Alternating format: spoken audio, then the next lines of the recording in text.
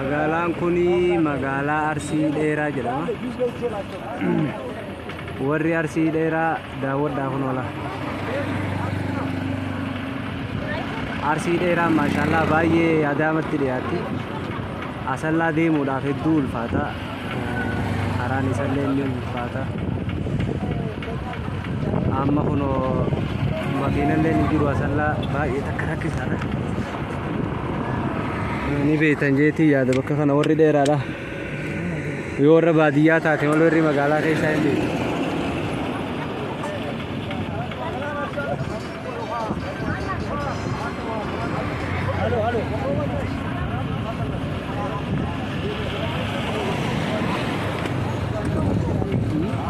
Waraabatiin jira Yuusuf irra galatisudha.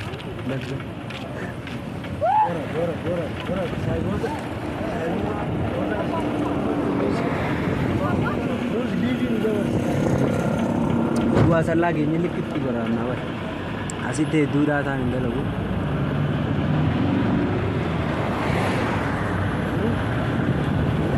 Aku atau ko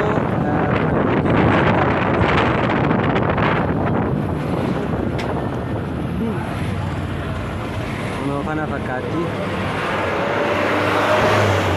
Warri itu kana le nakari.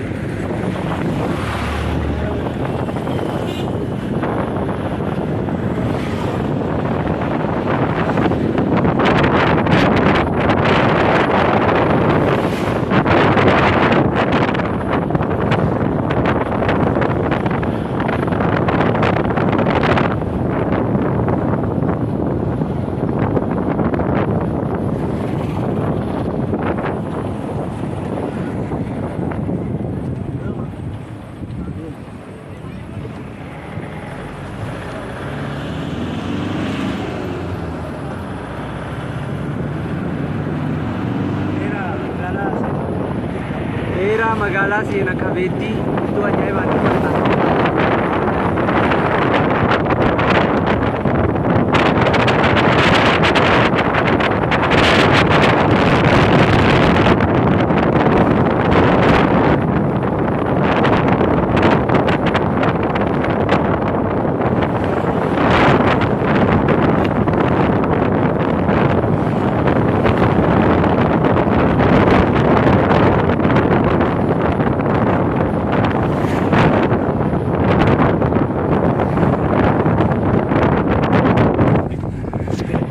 Tole, me, bayi magaalaa dheeraa koko tu kau is, pero lagi kak.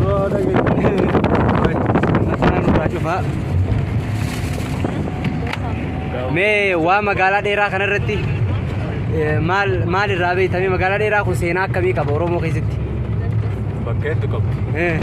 Seenaa hedduus qabu. Maaliin beekamte jechuun uumama beekamtoon takkamee fakkeenyaaf amma awwadaa yoo fudhattee waa hedduu wanna beekamtu jira mee abse inni adeebisu dhaloota naannoo kanaa seenaa namni beeku namni lafaas beeku isaa beekamiti bakka saniifuu gaafiroo mee waan jiru nuuf himi waan barbaachisaatti sin gargaara akka seenaatti sin gargaara dhugaa eeqa jalqabne maaliif nama dhalataa lafa kanaa waan taateef ooma dursi kan namu qaba seenaa guutuu siif akkami gabaabsiteetuma dheeraan kun waan akkanaatiin beekama. Waan akkanaatiin beekama.